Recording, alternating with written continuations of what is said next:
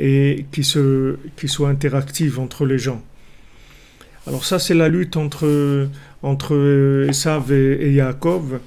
On a vu que maintenant, entre Esav et Yaakov, entre David et tous les autres qui voulaient l'empêcher d'être roi, qui ne voulaient pas reconnaître sa royauté. Et c'est la lutte de chacun d'entre nous. C'est-à-dire, on a d'un côté tous un Avshalom, c'est-à-dire quelqu'un qui a un mauvais œil sur nous, c'est-à-dire qui veut nous faire dévier de notre véritable nature pour nous emmener vers des choses qui n'ont pas de continuité, des choses qui vont se terminer.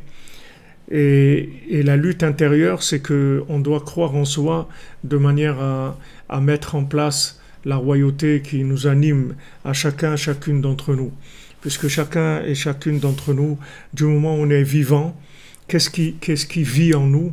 Ce qui vit en nous, c'est la royauté d'Hachem. C'est ça qui vit en nous.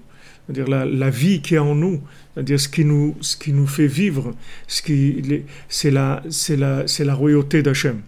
Maintenant, cette royauté d'Hachem, elle a un esprit, que cet esprit-là, il s'exprime dans le monde et il va agir, il va aider le monde à se connecter à Dieu. Et chacun, il a sa part de participation à la connexion en fournissant, d'abord en se trouvant en lui, c'est-à-dire avec la méthode de rechercher à l'intérieur, avec les conseils de Rabbeinu qui sont de venir à Ouman, de faire Tikkun HaKlali, de se lever à Chatzot, de faire Hitbodedut, d'étudier les Sfarim de Rabbeinu, les Sipurim Maasiot, d'étudier la Halacha, tout ce que Rabbeinu l'a dit de faire, ce sont des conseils de connexion et de mémoire intérieure.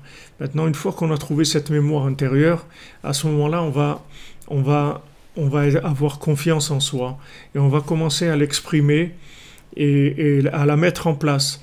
Au début, ça va être toujours un petit peu difficile, mais après, ça va être accepté et ça va même être loué. Ça va être loué parce que on a besoin tous du bien qu'il y a dans chacun.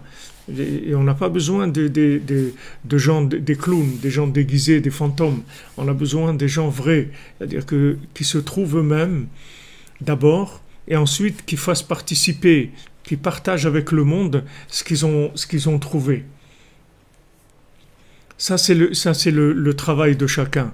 Alors, vous le verrez dans l'histoire, avec tout le monde, que ce soit Moshe Rabbeinu, qui refuse la shlichut, qui refuse ce que Hachem lui demande, d'aller sauver le Ham Israël, de délivrer le Ham Israël d'Égypte, parce qu'il voit qu'il ne va pas réussir complètement, et jusqu'à ce qu'Hachem il l'oblige à le faire. Et là, donc, il le fait, et après, il y a tous les déboires, et tous les gens qui veulent le tuer, lui faire du mal, etc.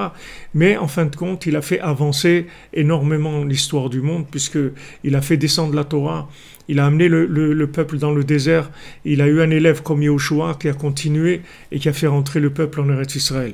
Donc, il a